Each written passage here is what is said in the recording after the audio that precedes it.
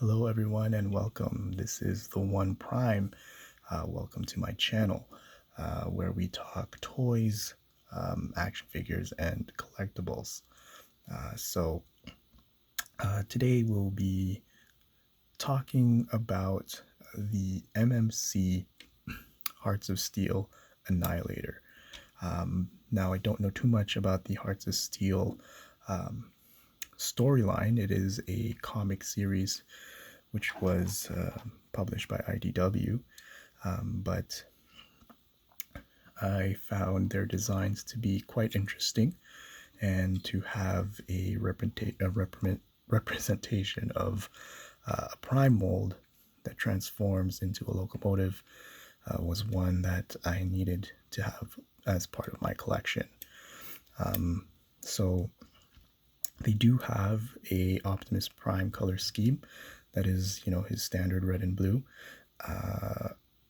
That is out.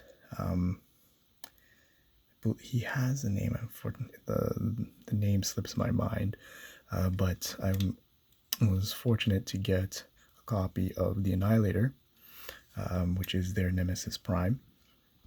And as I mentioned, he does transform into a locomotive, a steam locomotive. I don't know too much about trains itself, but he is the locomotive for that type of vehicle. So before we jump into the figure, we'll just cover a few of his accessories. So he does come with the other half of the cab. So in Optimus Prime fashion, he does come with a cab, and this would essentially be his trailer. And it does have a battle mode. So here is a component which would essentially turn into kind of a cannon. Along with another accessory that he comes with to complete the cannon look, he does have this lance. Now, based on the images that I've seen for Hearts of Steel, a lot of the design kind of aligns with kind of a medieval kind of aspect. So having a lance for Nemesis Prime or Annihilator falls in line with that. So to get into the cannon mode, there's a few parts that need to be utilized here. So we do have to disassemble his lance, and on the figure itself, he does have on the back, kind of fills out his backpack. But if you go ahead and remove these, this would be the barrel of the cannon. So I'm just gonna pop these off. And as you can see, there is a slot here, and then it does have a specific groove that you need to align it with. So that portion goes there. This would,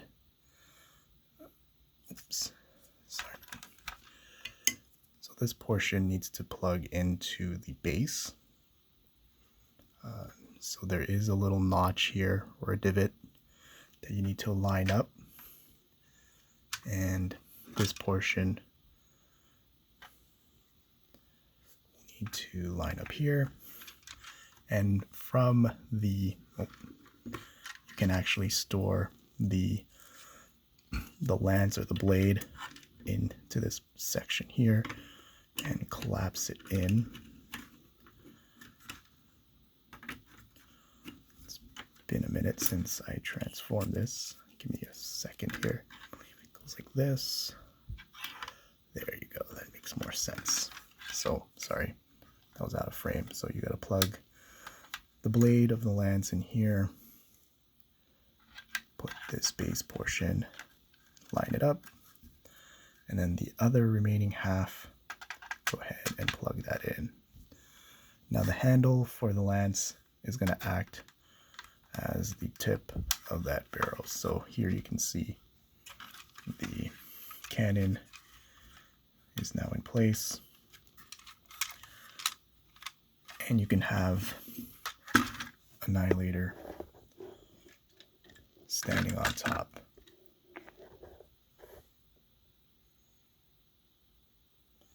So that's a neat little gimmick that they implemented to just, you know, keep in line with some of the battle modes that your typical Optimus will have.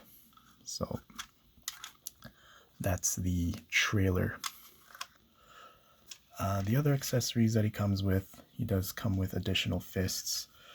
So right now on the figure I have just regular fists plugged in, but to accommodate how one would hold a lance, he does come with, two additional fists. So with these fists, they're angled a little bit downward. So for the lance, he would be able to hold it in a way where he can joust and, you know,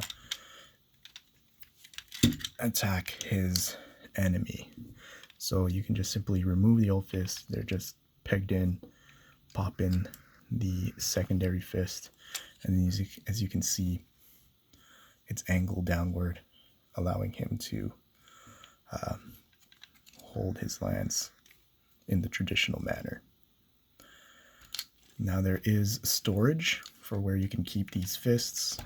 You can be found underneath the trailer portion.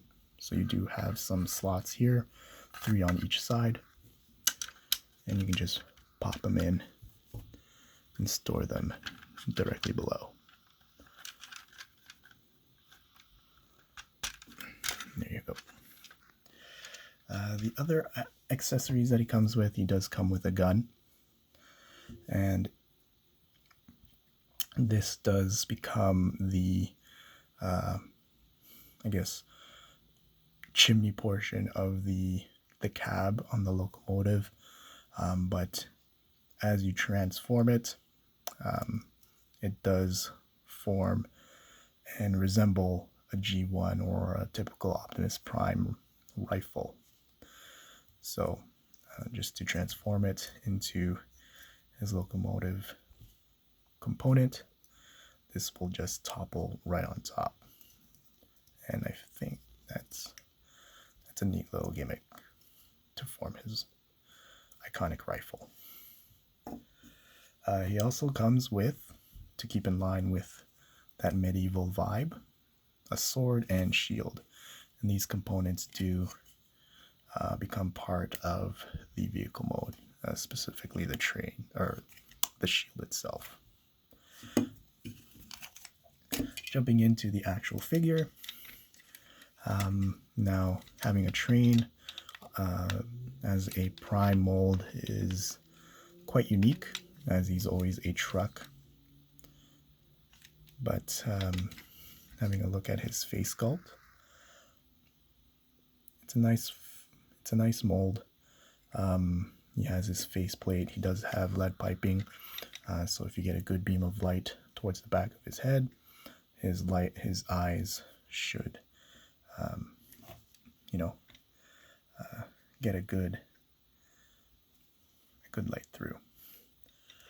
He does have some paint details along the body. He has his little triangle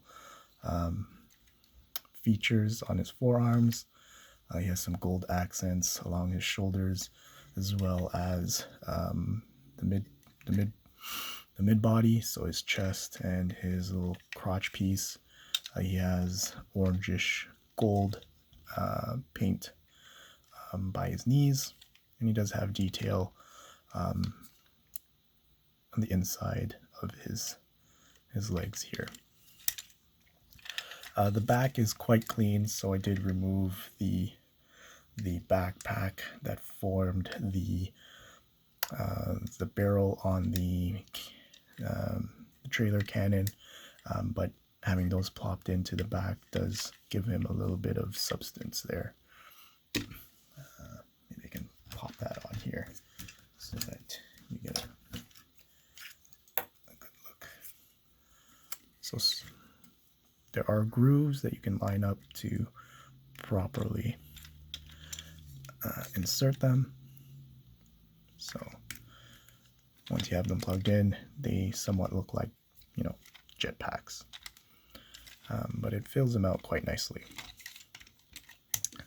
In terms of articulation, before we get into articulation, he does have, if we open his chest, a little matrix chamber here. Now, unfortunately, the matrix itself is kind of glued in there. You can't take it out, but it's nice to have a little matrix in any prime mold that you have in your collection.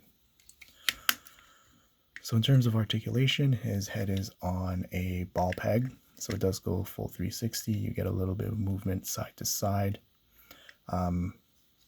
Because of the way his head is molded, you can only look down about that far and look up about that far. The one thing that bothers me the most is because of the chest piece, this one little notch here does impede his face, so you can't really get a good look directly on. You probably have to get it at an angle so that it's not blocking it. So that's quite unfortunate. Otherwise, the design of the chest is quite nice. For the arms, you do get a full 360 going around. You have in and out by the shoulder. Now, for early third-party releases, you do find some faults in their designs. Some pieces are loose, so that's what's going on here. But for his bicep, he does have a swivel there, and again, early struggles of third-party. You can hear that that plastic rubbing on plastic effect.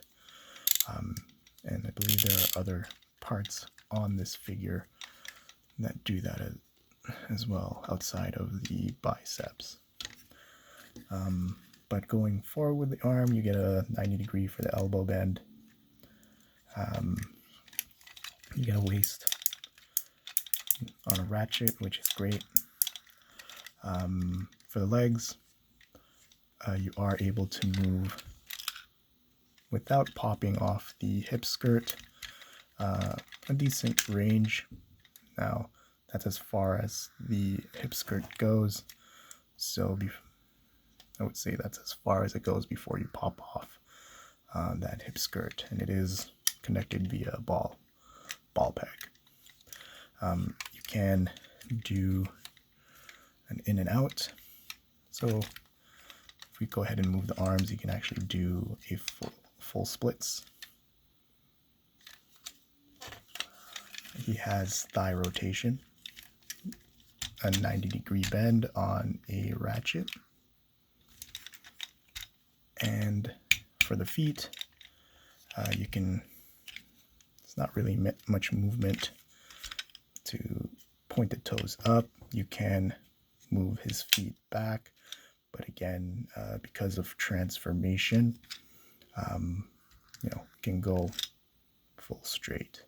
And it is hindered by this little flap. Now, you can get the range that you want to go back, but you do need to manipulate the flap on the back of the leg. He does also have a pivot. For the ankles, it's kind of just a little notch, and you can swivel or pivot the foot somewhat to get him posed. Sorry, it's out of frame. Here you go. But yeah, that is the articulation on this figure. Now, for transformation, it's quite reminiscent of a regular Optimus Prime. So starting from the feet up, you would go ahead and basically fix his feet. Now this, I find, is really similar to the classics Optimus Prime from the early 2000s, or rather late 2000s. So we'll go ahead and flatten his feet and squeeze his feet together, or his legs together. Now you do need to collapse it as well. So you would just go ahead and squeeze his legs to go up to fill in his thighs. At this point, we do need to remove these little barrel pieces. Pull up his legs to a 90 degrees, and you do have these kind of shin guards that you do also need to flip up.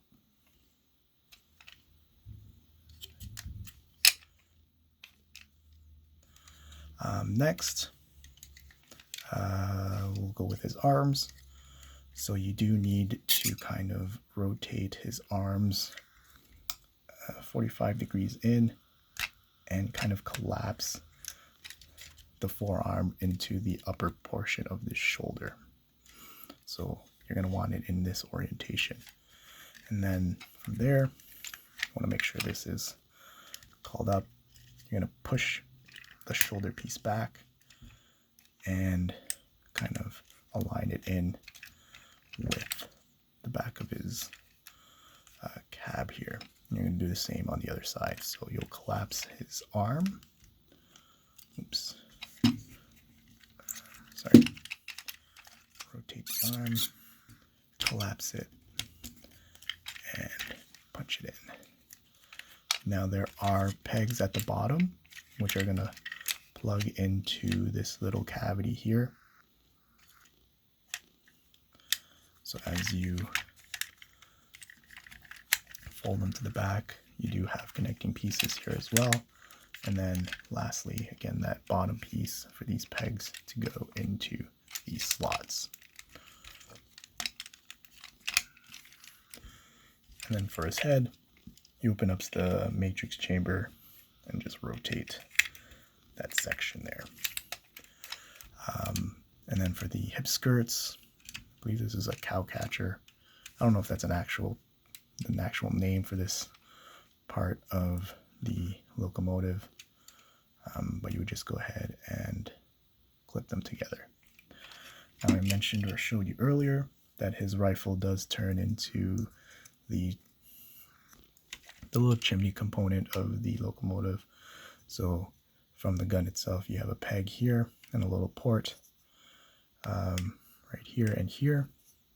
So you just go ahead and plug that in.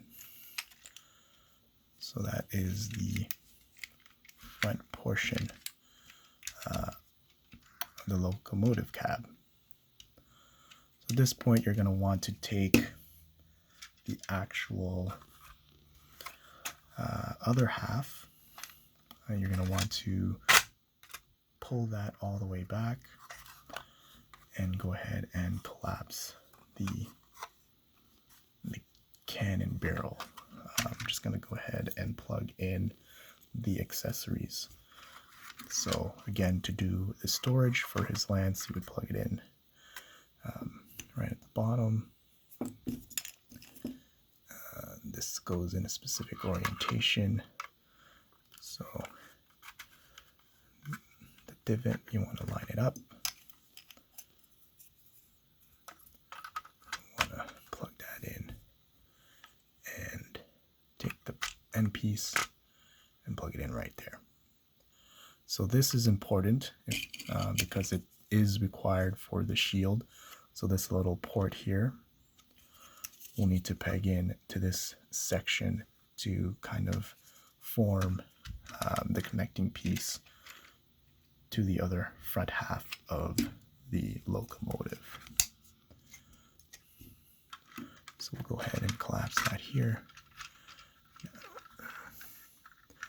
Storage. is, again, you do need to align the pegs here. So there's a little circle port and a little peg here. So you want it flush. At this point, you'll go ahead and close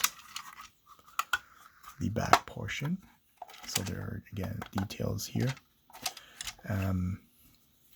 Before I forget, for the sword, there is storage in this component as well. Just below the barrel, there's a little section here, and you can go ahead and plug the sword right at the bottom.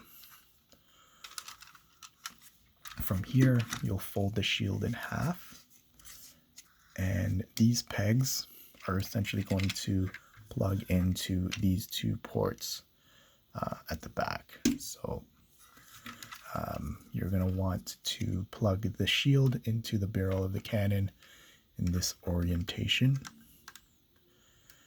And there is kind of a groove that you need to follow so that this shield lines up with this groove on both sides of the shell for the cab. So as you close it in, again, you're going to try your best to line it up. There you go. And now to connect the two halves, again, you're going to want these two ports to plug into these sections here. Oops, sorry, I was blocking that. These portions here, and also at the bottom, you do have two pegs that will plug into the bottom of his feet here.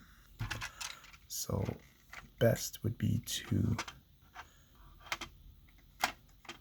push it in first at the top section, and then from the bottom, peg in the feet into the trailer.